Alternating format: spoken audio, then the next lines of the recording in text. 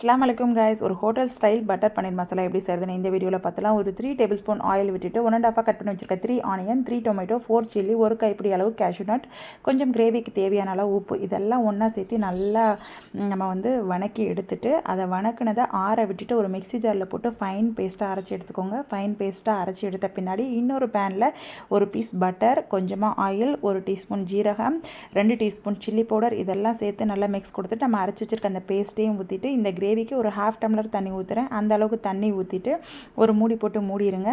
Gravy நல்லா கொதிச்சு வரும்போது நம்ம பன்னீர் பீஸ் வெட்டி வச்சுருக்க பன்னீர் பீஸை ஆட் பண்ணி ஒரு 10 மினிட்ஸ் ஹை ஃப்ளேமில் வைங்க. இது கூடவே 1 டேபிள் ஸ்பூன் கரம் மசாலா சேர்த்துக்கோங்க.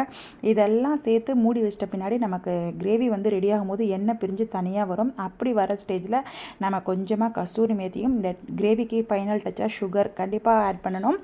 ஃப்ரெஷ் க்ரீம் இருந்தால் அதுவும் ஆட் பண்ணலாம். நான் இது நைட் டின்னருங்கிறனால ஃப்ரெஷ் க்ரீம் அவாய்ட் பண்ணிவிட்டேன். செஞ்சு பார்த்துட்டு எப்படி இருந்துச்சு